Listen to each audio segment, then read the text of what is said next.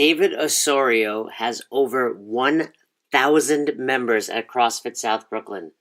You heard that right. Over 1,000 members. If you're listening to this podcast and you don't have 1,000 members, this is the podcast for you. So whether you're an affiliate owner, maybe you're a coach, because you're going to want to listen in, because he's had coaches that have been on staff for over 10 years. Point is, David Osorio is doing shit right at CrossFit South Brooklyn, and you're going to hear all about how, why he's doing it, and what you can do to implement those same strategies at your box. This is a great interview. I've known David for over 10 years now, hard to believe, but man, he's really created something special out in Brooklyn, and it's really a privilege and honor to have him on this podcast to talk about it. You're going to understand very quickly why CrossFit South Brooklyn is so exceptional. It's the way David runs it. He promotes the culture, the community. It's a family there. If you ever have an opportunity to visit, I highly recommend it. Check it out. My interview with David Osorio. It's going to help your box grow. It's going to help you become a better coach. It's even going to help you become a better CrossFit member. As always, I try to bring to you the best in the world, the best coaches, the best box owners, the best mentors on best hour of their day. If you're enjoying this, if you're loving what I'm putting out there, please subscribe to the podcast on any platform, and please, please, please leave us a review and share this on social media so we can impact more people. I love you guys. I appreciate it. Right now, I'm excited to present to you my interview with David Osorio. Welcome back to Best Hour of Their Day. Today's guest is David Osorio. I've known David. We met it must have been 2008, right? Yeah, it was 2008, if I'm not mistaken. What was that competition called? It was called the East Coast CrossFit Challenge. That's right. And I actually wasn't even registered to compete. I just showed up in like tennis shoes and like pants because I thought it was sold out. Well, in fairness, that was your typical attire back then. Yeah. So you showed up. I remember you had a bunch of people competing from your affiliate, and I was like, dude, you're here. Compete. Yeah. I was just like, all right. Yeah, because I remember I thought it was sold out and you were doing the registration. And that's where we started chatting. And then I ended up doing the competition. And then, yeah, we just got friendly from there. And I think beyond that, we worked on the first regionals together. What year was that? I think we did our first regional together in 2010. And then you and I continued to work together until I moved, and maybe the last one in Boston, and you continued while there were regionals. You were the competition director. But let me give you the real introduction. I just kind of dove into our friendship. But, if you don't know David Osorio, he has, I think, one of the most successful CrossFit affiliates around. And I'm not just blowing smoke. Like, from a member standpoint, size standpoint, financial standpoint, CrossFit South Brooklyn is amazing. You opened it in 2007. In addition to that, like you just said, you were the competition director at the Northeast Regionals, and we'll give you an opportunity to promote some other things, but David's got some great stuff. He's got a blog called Inside the Affiliate where he does great articles on owning a box and how to run a successful box, and he's been on the CrossFit podcast. He has some sort of working relationship with Beyond the Whiteboard. We have some great videos that CrossFit has shared. Anything else you've done that listeners that are like, who is this guy? Why should I listen for the next 30 minutes? Yeah, beyond what you said, there's some other videos Michael Dalton did for the CrossFit Journal. If you look inside CrossFit South Brooklyn, if you search for that in the CrossFit Journal, you can see they did about, I think, like 5 to 8 videos, all about my gym and kind of our ethos and different kinds of classes that we run. And that'll definitely give folks a pretty good idea of what CrossFit South Brooklyn is all about. Well, and you had that great video that people might remember. I forget the woman's name. Oh, Constance. Yeah. Constance. Is she still there training hard? Yeah. Constance is around. I just saw her last week. But yeah, she was my client. We started training together when she was 77. And she came in with just like a plethora of ailments and joint replacements and issues. And yeah, her son got her into it. And long story short, we made a short video in the gym, and it was really cool. So I was like, I don't want to put this out myself. Let me send this to CrossFit. And it kind of blew up from there. So most people have seen that kind of CrossFit video with with her, doing ring rows and dragging the sled and talking about, how it's affected her life. I believe I did her son's level 1 at one point. I don't remember where that was or what his name was, but I remember he told me that was his mom. Yeah, well, it was probably him. That was probably Chris. You also, I mean, for some reason, you've been training these, older spokesmen, but you are Jacinto's first coach as well. I don't know if I was his first coach. He was at CrossFit NYC. Okay. So he was part of the original CrossFit NYC crew. I met Jacinto. We actually shared a room together when I got my level 1 in Pittsburgh in 2008, which back then you could apply for affiliation before you got your level 1, as long as you had basically signed up for it. So in early 2008, I met Jacinto, and we've been friends together. We worked together at South Brooklyn. He coached for a little while, and now he's got his own thing, CrossFit 1939. Yeah, I saw that. He's training. Looks like it's in his backyard. Yeah, it's in his basement, his backyard too. All right. Well, let me ask you some quick questions so people can get an idea of what CrossFit South Brooklyn is all about, and then I want to dive into some deeper coaching and affiliate owner questions. But the first one would just be, how many members do you have at CrossFit South Brooklyn? We just about a month and a half ago, maybe 2 months ago, just cracked the 1,000 member mark, 1,000 active members. So we're low, I don't know, 1,020, 1,015, somewhere in that range. Okay, so you have 1,000 more members than a lot of boxes do. I mean, if you're just listening, we're 4 minutes in, and I think that's the reason you should be listening, because he's clearly doing something right. I don't imagine there's any box with 1,000 active members. I know CrossFit NYC has, I think, 2,000. I heard.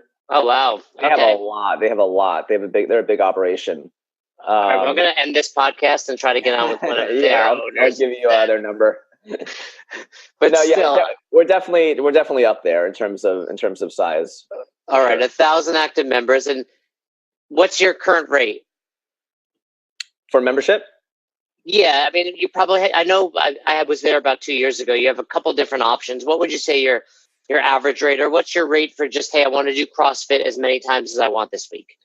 Yeah, so our unlimited membership for CrossFit is $265 per month. But we have punch cards and stuff like that, 20 class punch card for $200, 20 per class.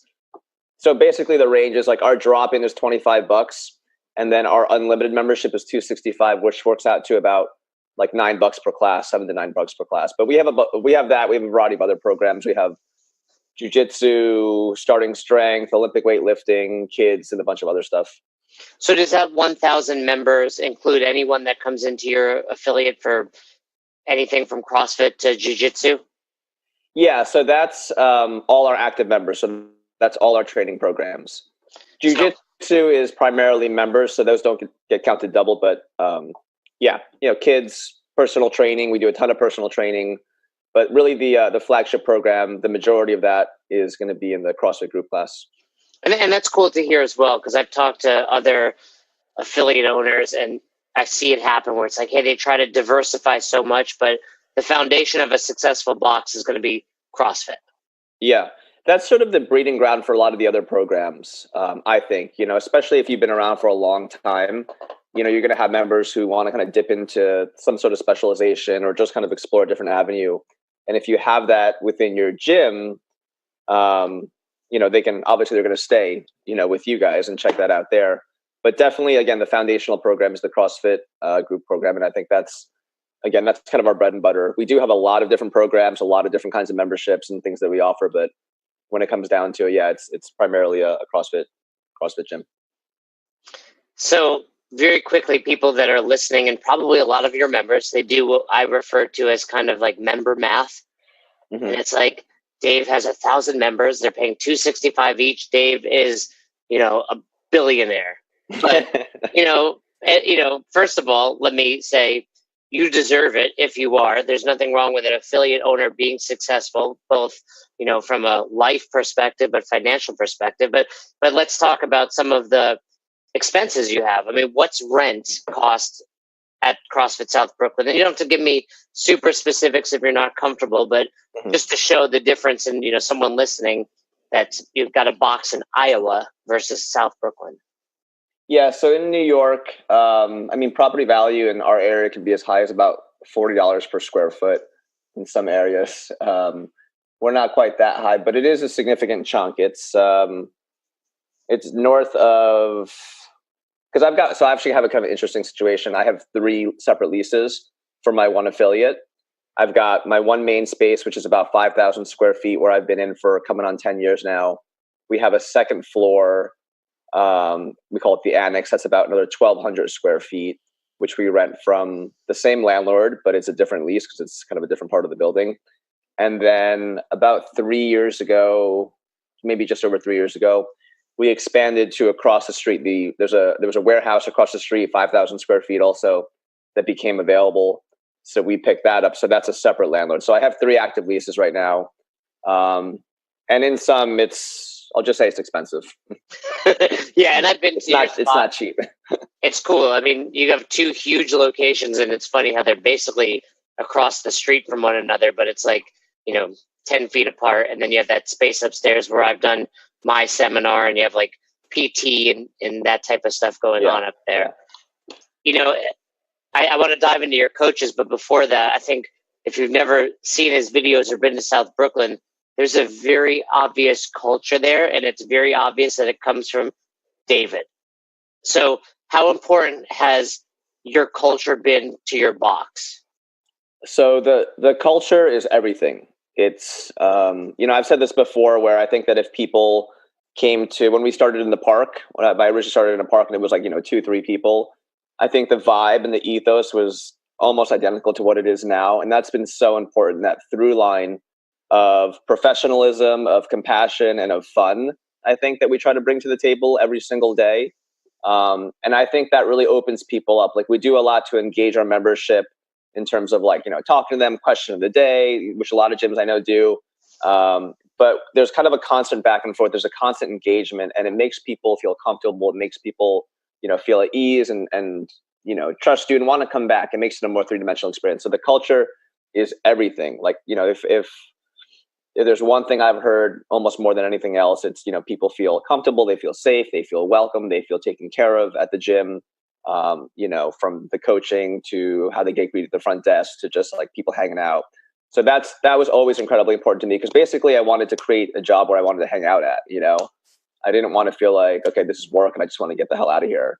Obviously we all have those days, if you work long enough, but it should feel again like that third place. I know there's a little cliches, but that's been incredibly important for creating a successful affiliate that's been around as long as we have.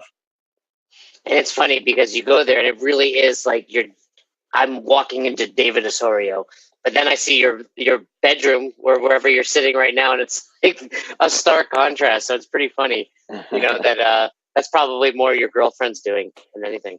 No, I live alone. That's me. Well, it's really, I mean, I love seeing this unit, from your bathrooms to just pictures on the wall. It's really cool at the box. So let's dive into this. How many coaches do you have on staff? We have 11 coaches on staff. 8 of whom are full-time. And when you say full-time, I think you do something pretty cool. It's like a real job, benefits, etc. Right? Yes. So our full-time employees, our full-time training staff, they get health insurance. The gym pays 80% of their health insurance. They get an optional 401k plan if they want, so they can start to contribute that, and the gym does a 4% match on that. And we do everything obviously dictated by law, but like we have additional like maternity leave, paternity leave, paid vacation, that kind of stuff. And that was really important to me because, anyone who's been in the fitness industry knows how much turnover there is. And I wasn't looking, to create a temporary job for somebody. I was looking to create careers or somewhere where people could actually pay their bills and, plant their roots. Because that's, I came from the perspective of where would I want to work? Would I want to work in my own gym? Would I be able to work in my own gym and survive and live in New York City? So that was a really big thing because since high school, I wanted to do something like this. And, I was like, this is my profession and I'm going to take it seriously. And I'm not looking for hobby coaches. I'm not looking for, having to restaff every few months. So that makes it really important so that you can attract and, more importantly, keep really high quality coaches. So with that being said, what's your longest term coach? I mean, who's been on staff the longest, or how long have they been on? Jeremy has been there for 11 years. Chris and Jess have probably been there for 10, at least 10 or 9 years. We have really low turnover. So we have had a lot of coaches who've been with us, for 6, 7, 8+ years. So it'll be September of this month. It's April now. In September of this month, we'll celebrate 12 years. And I think in that 12 years, we've had about 4 coaches come and go. So we have super low turnover. Yeah, I mean, I believe Jeremy showed up at the same competition you did. Yeah, that's right. Yeah. So 11, I mean, yeah, listening to this, I'm like, damn, I'd rather work for Dave. I mean, you got some good stuff going on there. With that being said, have you seen many boxes open from within your members or staff? Not too many. A couple have. There's one affiliate that was a couple members from the gym kind of got together and did that, and it's all like above board on good graces. Like Charmel and those guys. I hope them the best at CrossFit Kingsborough. They're great guys. They have a great program. There's been a couple, yeah. I think, but I don't want to take credit for that. I don't want to say that it was us. I think that maybe we influenced some folks, but at the end of the day, it was somebody who had a passion, who wanted to help somebody out and wanted to take the next step. So that's on them. So I have a chapter in my book about that, and the chapter is basically I was an asshole and treated this person terribly because I was jealous and mad, and had that scarcity mentality back then. How did you handle it, and how do you continue to handle it? I mean, CrossFit, I think maybe it's a little easier when you have 1,000 members. You're like, cool, open up. I don't care. But, it still hurts maybe. How did you handle it when that first box opened from one of your members? Yeah, I think I kind of took it in stride. It really wasn't that big of a deal to me. I've always had the mentality that I'm really confident in what we do. I'm really confident in our product. We've had a steady membership base. Like you said, it is easier for us because we were in the game so early. So we're able to plant our roots pretty deep and establish a really consistent membership base. So I think not so much about an individual member or, group of members or whomever leaving to start a gym. I'm not too worried about that. Really, that hasn't been a major issue of any kind. But definitely, we were the only game in town for many years. We were the only affiliate in Brooklyn, certainly in our part of Brooklyn. But then way more have popped up in the last 3-4 years. I'd say it's kind of doubled or tripled at least. But again, I can only control what happens in our 4 walls. And, we continue. It's nothing that we're going to do is going to be reactive to anybody else. We've been successful for this long doing what we do and what we believe in. And it's I think a tried and true, product that we offer. And it keeps people coming back. So I'm not really worried. I'm not, we pay a lot of attention to detail, and we pay a lot of attention to how we run classes, how we develop our staff and things like that. So I don't know if it sounds cocky or whatever, but I just have confidence that I'm not worried about what other folks are doing because, our ship is so well run.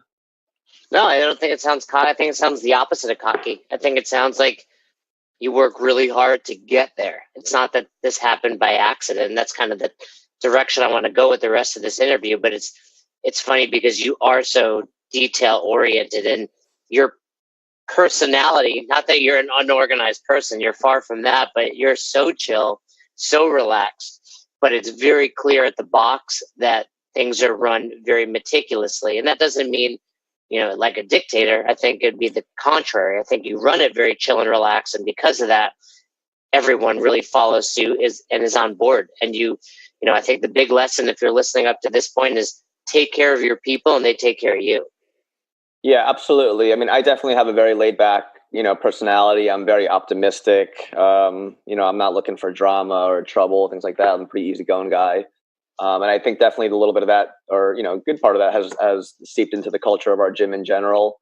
But that being said, that doesn't mean that we're lax about what we do. Like we really care about what we do, and we have a clear vision about what a class should run like, what a personal training should be like, what people should experience when they come to our gym, and we want to keep our standards high. And it gives people pride in their job and in their community and their gym and in their culture. If you see everyone's kind of pulling their weight, everyone wants to be there, everyone takes their profession seriously, and everyone's having fun while doing it, it just kind of keeps feeding into itself in terms of creating a really positive atmosphere where people want to live up to the culture of the gym. So let's talk about the growth. It's easy to kind of pinpoint these things that you've done well, and I do want to talk about them. But looking back, what's one of the biggest mistakes you made? I don't think I have one main big thing that I'm like, oh my God, like I wish I never did that. That was a total fucking bust, or was a really became problematic for us. I think more than anything else, it's a lot of little things. It's like maybe letting something slide for too long with an employee, and then letting it become a problem later on, or just kind of ignoring something about, something operational. So I don't really have any major things. Like what we did, which was nice, was that everything was so gradual. Like I mentioned, I started in the park, so I had, no overhead and very little, risk. And then we were renting per hour in a shared space. So I was able to, again, grow it gradually. So the whole thing, this whole process has been super, it's been a super slow, organic, kind of progressive growth. And I think that's mitigated a lot of risk. So like when you say like, what do you regret? There's definitely a bunch of situations that I would have handled differently, things I would have approached, with hindsight a bit differently in terms of, well, again, whether it be how we structured some of our programs, or how I, interacted with a particular coach about an issue or something like that. But for the most part, there's nothing that I'm like, oh my God, I wish we never did that. It's just little stuff. Yeah. It's tough too, because like me, I don't think we started our boxes to be business owners. Right. You were a trainer, you're content training people in the park. Then all of a sudden you have 11 full-time coaches and you're providing a 401k program. So a lot of this we had to learn as we went. And in 2007, 2008, there were no mentors teaching us what to do. We were the mentors. Right. Yeah, I felt, certainly in New York, I felt like I was like kind of on an island alone. You probably felt the same way in Albany, where you could get everyone doing CrossFit, in the city, probably into one auditorium, or once in the whole state, probably into one auditorium. So yeah, we were definitely, flying by the seat of our pants and kind of figuring on the fly. And I definitely had no formal business training. I still don't have a business plan. My only business sense was spend less money than I make, in terms of the hat. And then from there, just, try to do a really good job. And, if we are doing a good job, the proof is going to be people are going to keep coming back, and we're going to grow. So with that being said, I was the same way. It was like, what do we have in the bank account? Cool. This is what I can buy this month, or this is what I can pay people. How has that changed from you? I mean, your gross, is in the six-figure range. How does that change when all of a sudden you have that much coming in? Do you bring on a full-time accountant? Do you switch to like a profit-first mentality? What changes from a business owner perspective? I definitely don't have a profit-first mentality, and I don't have a growth mentality in the sense of like growing the membership.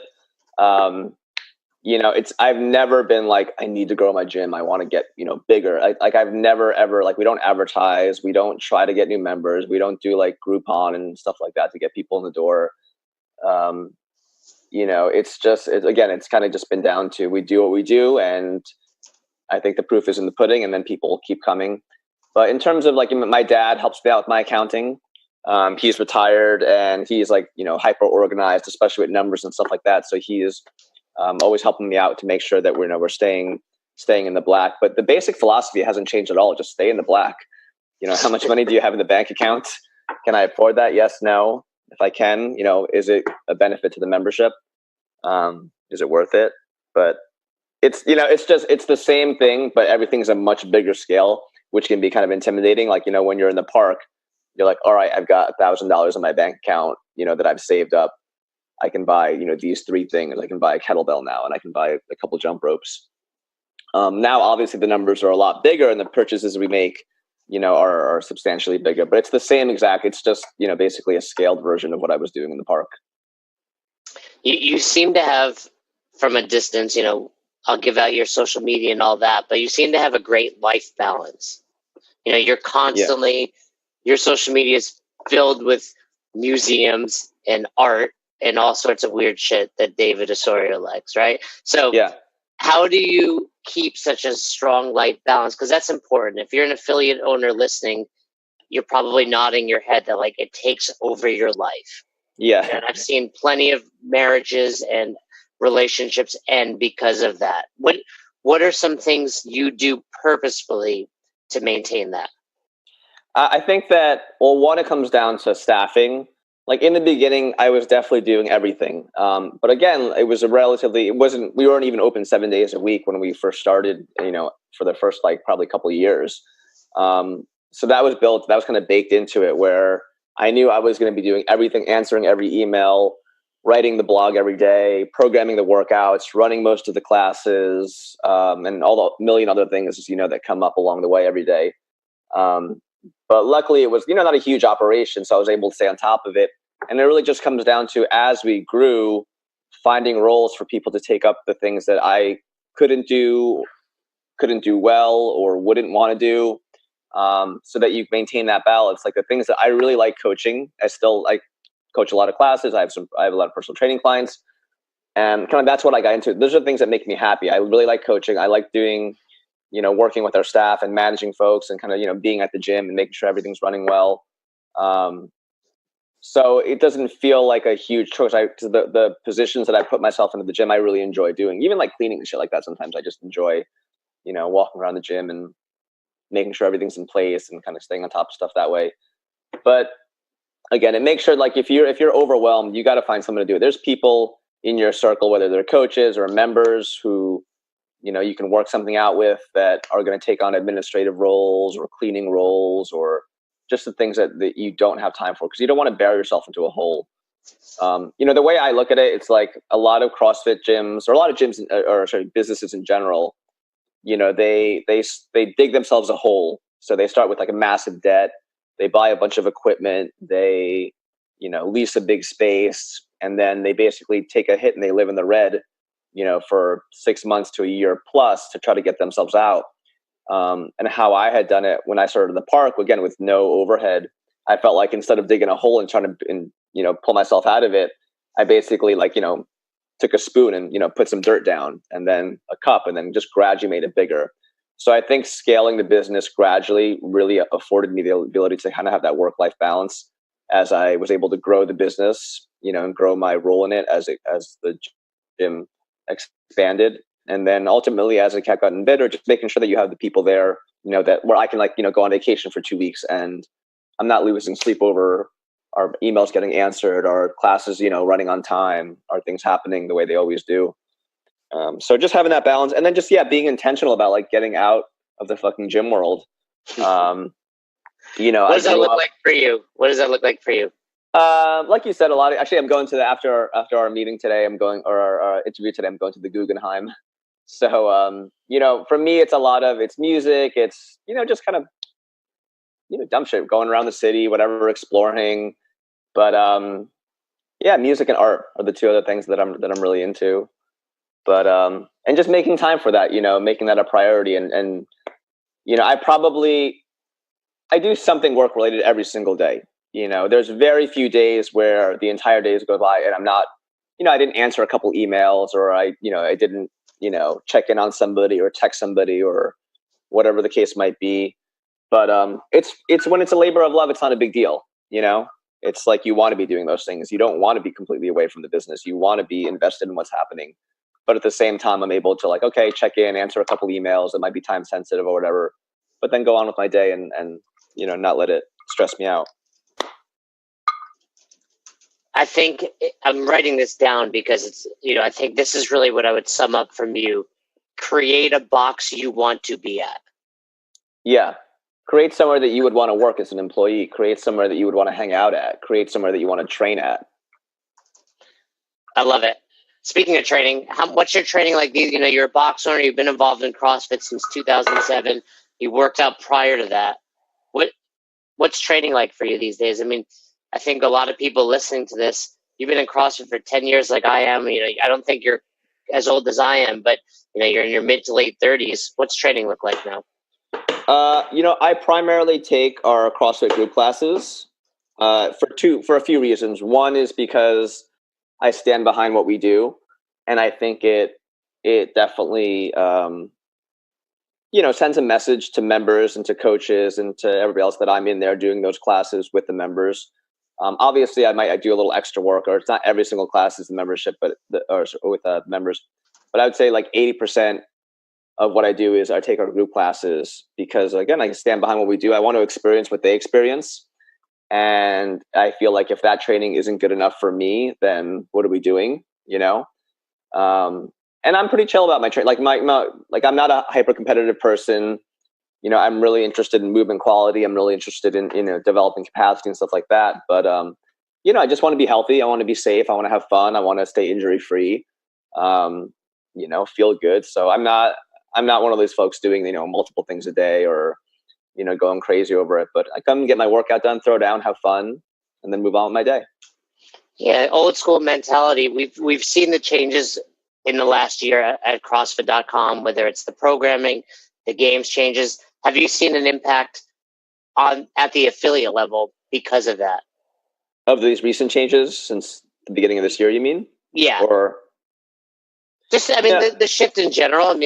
Clearly there's no regionals. The structure of the games has changed a bit. The programming on .com's a little different. I had James McDermott on second episode, and they use .com programming, and I've seen tremendous success in their athletes, crazy PRs, strength improvements, etc. Have you noticed the difference at CrossFit South Brooklyn? No, because we're such a big ship at this point that stuff like that is not going to have a direct influence on our membership or our culture that much. I think that all that stuff is pretty self-contained. I have my own, personal opinions about some of the changes and what's going on.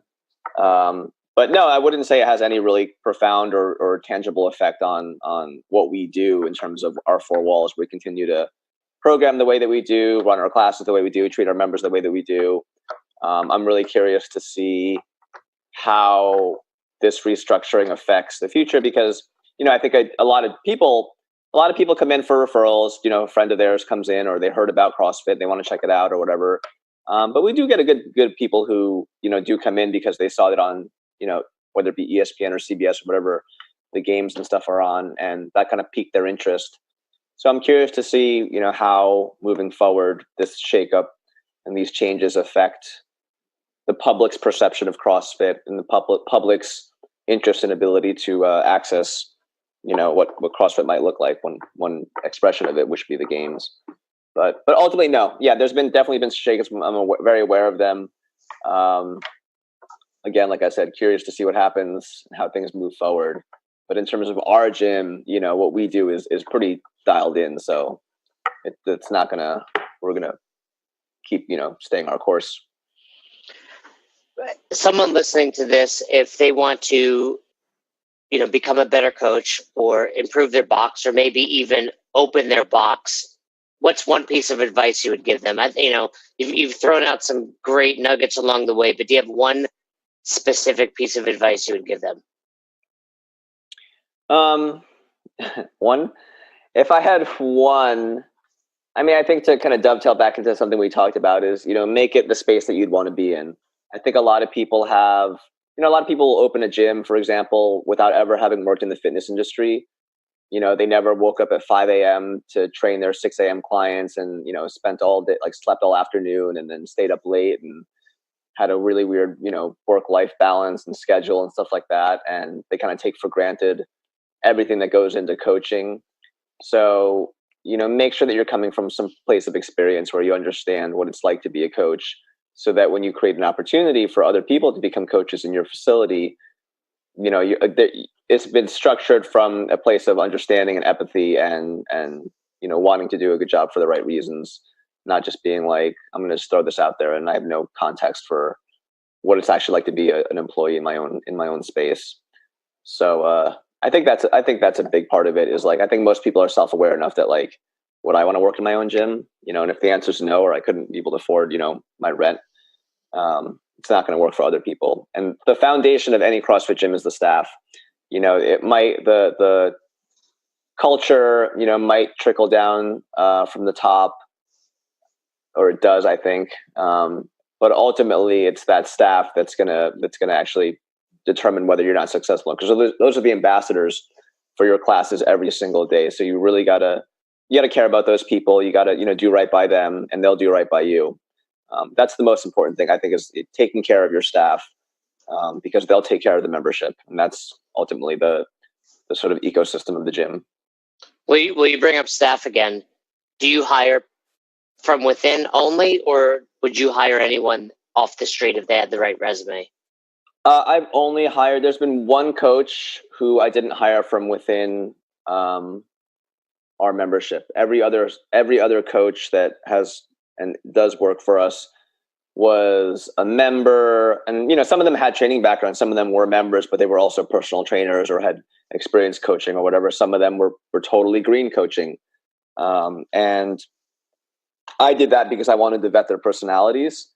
You can only know so much about somebody after an interview or two, but once you kind of share a space with someone and you see them interact with people, and you get kind of a deeper appreciation for what their motivations are and their personality, only then I think can you make a determined decision to. And we have that luxury in CrossFit. Most other businesses have nothing like that, where prospective employees are going to be hanging out in your space and talking to you and doing stuff for a while.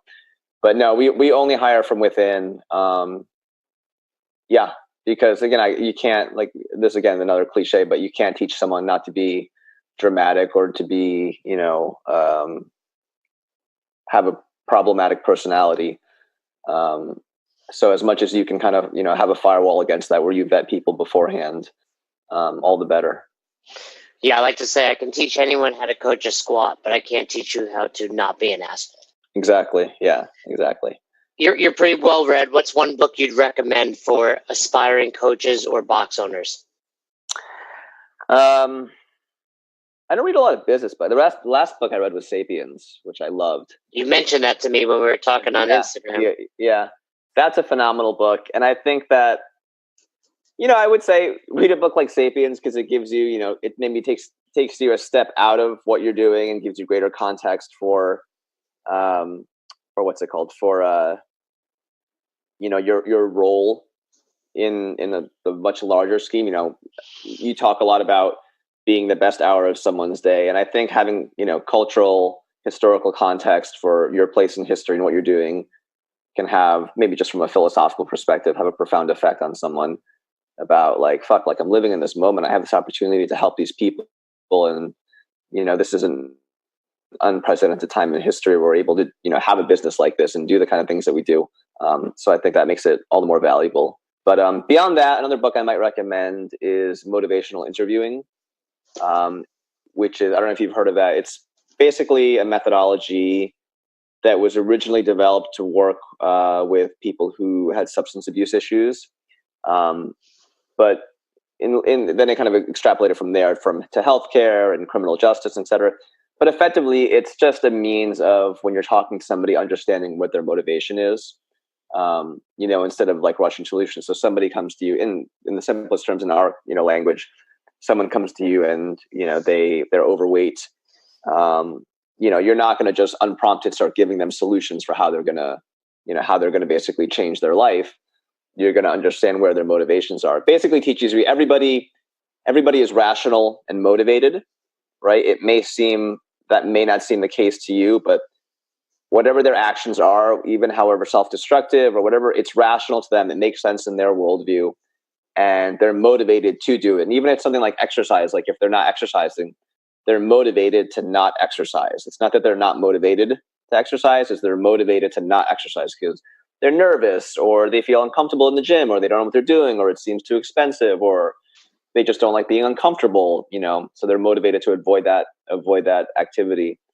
And I think that's been a really helpful sort of kind of mindset for talking to members throughout the years, talking to coaches, and making, because basically what we do is we work with, as you know, tons of people, tons of different personalities, and you need a lot of emotional intelligence to be successful with all those people.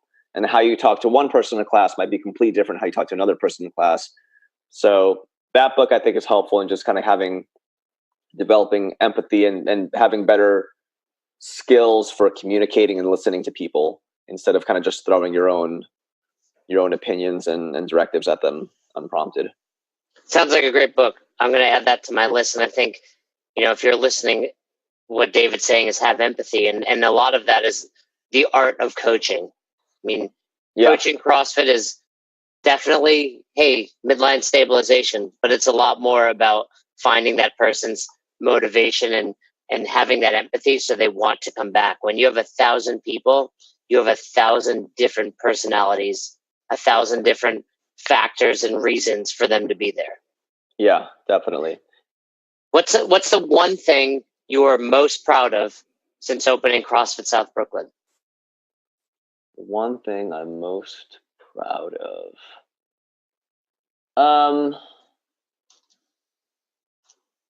And I hate to bring up something we already talked about, but I think the low turnover of our staff. Having the fact that most of our staff have been there for 5, 6, 7, up to 10 plus years, I think speaks volumes about what we do.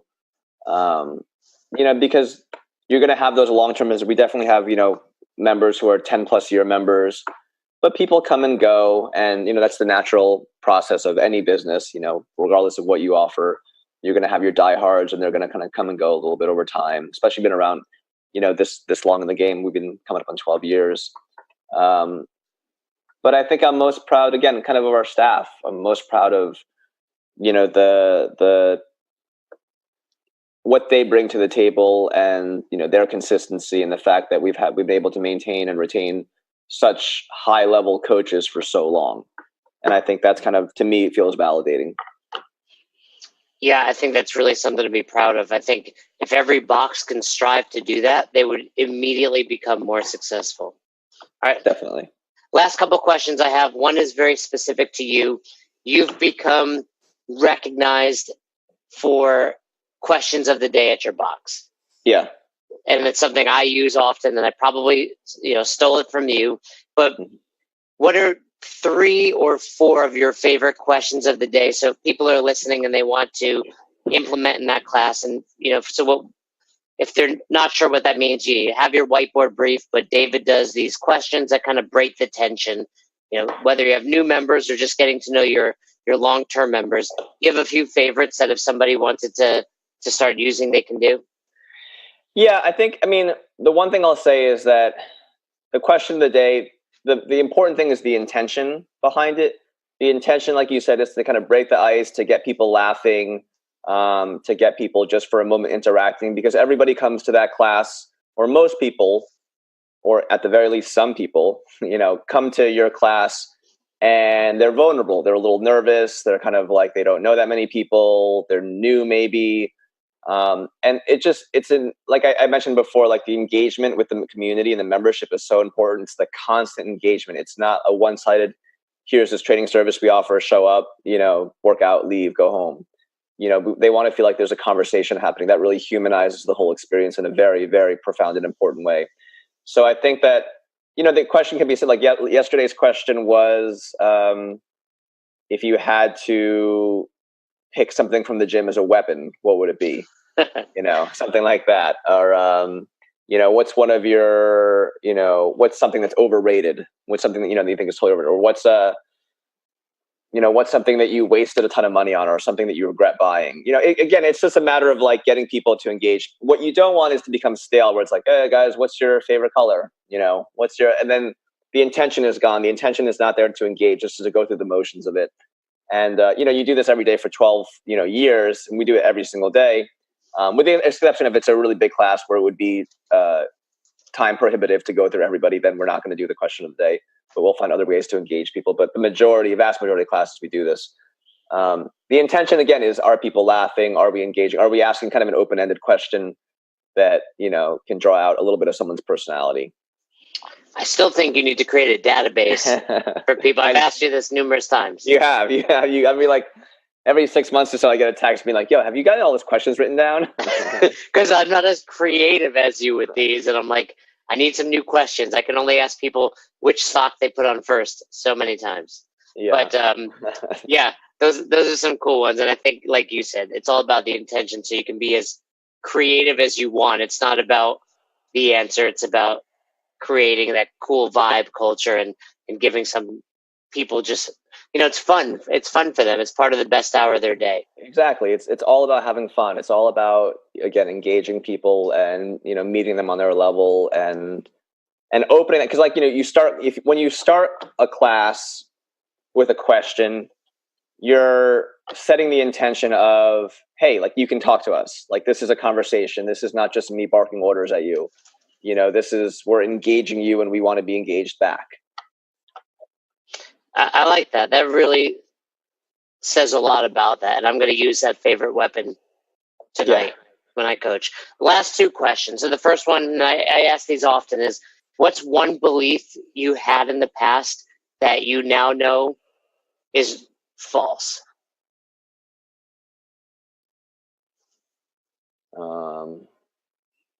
There is a God. I don't know. we don't want to get too philosophical. Let's keep it CrossFit based. But that's important to know if that's your belief. What's something that I thought was true? That's a tough question. That's what we do on this podcast. Yeah, ask the hard-hitting questions. What's something that I knew? I think. I don't know if this is like would be my number one answer, but something that I think it's certainly related is because we were just having this conversation at the gym where I felt like, especially when you're a smaller gym, you think you can kind of micromanage everyone's training, and you think that, if someone is say overtraining or whatever, and again, I'm not saying don't have those conversations with people, but I think that like in the beginning, we tried to take so much ownership over what people were doing in the gym. Now, what's important for us is obviously the movement quality, balanced programming. People are moving safely within their limits, etc. But when you are this big of a gym, you have to let people be adults and learn from their own mistakes. So if someone says it's overtraining, but they're not breaking any of the rules of the gym, they're coming in, they're doing their thing, they're moving well. We're not going to tolerate bad movement or anything like that. But again, like letting people be adults, it's.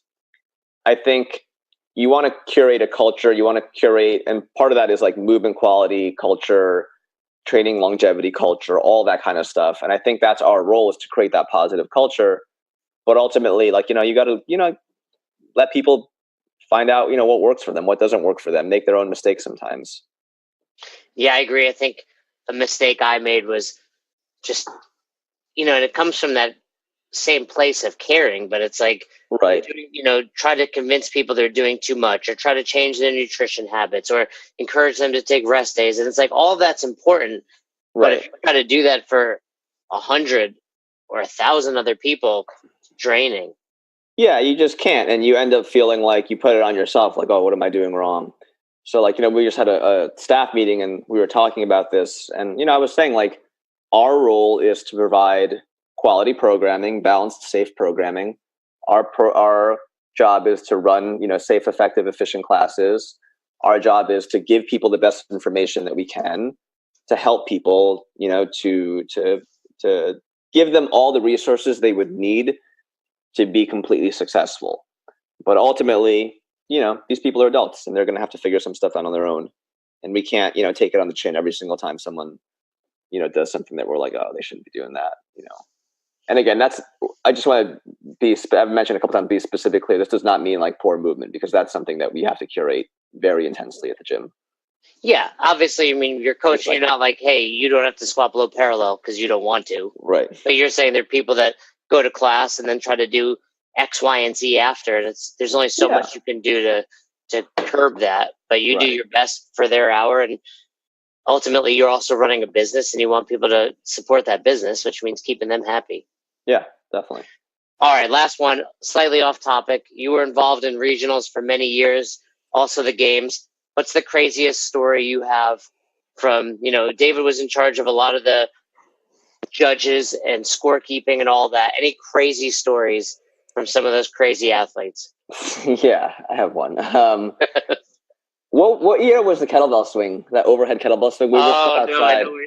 No, that was, I believe, 2010, where there was 100 kettlebell swings in that workout. Yeah, it was like a 500 rep workout. It was the first time they'd programmed kettlebell swings. It was an American swing, and they were staunchly like that. It has to be completely vertical overhead. So, which is a tough, call. Like they were saying, like if it was like 10 degrees off, the kettlebell wasn't perfectly vertical. It's a no rep. So, there was the no reps. The no reps were, on sale that day. They were left and right. And I remember I left. I was like between, after that workout, there was a little gap, and I left to just walk around Vendor Village and check out, whatever for the first time. And I was still wearing my the director's shirt. And I remember having, big mistake, which I've since this moment, every year's, after that, I would tell, the judges, and like, once you leave our back area, take your shirt off. You are no longer an ambassador for the like, just be a person, trust me. But I remember I was walking around, and, some friends, I don't know, relatives, who knows, boyfriend, girlfriend, whatever, of, some competitors came up to me, and they were like, kind of reaming me out about all these no reps that were going on, et cetera. And I had this woman who was just in my face, and she was saying how she actually had qualified for regionals, but she had a miscarriage, and she would have rather have had her miscarriage than, be judged in this event because of what she was seeing. It was just like, it's one of those things where you're like, I really don't understand your priorities. Like, I just don't. I was so dumbfounded by that. And she was so serious about it. She was like, I had this miscarriage, and I'm glad I did, so that I didn't have to, and I'm just like, I really feel now, I was working for CrossFit. So I was like, I just feel like this conversation has devolved to a place I'm not comfortable with. Have a great weekend. I'll see you. And I just got the fuck out of there. Sorry you feel that way. Yeah.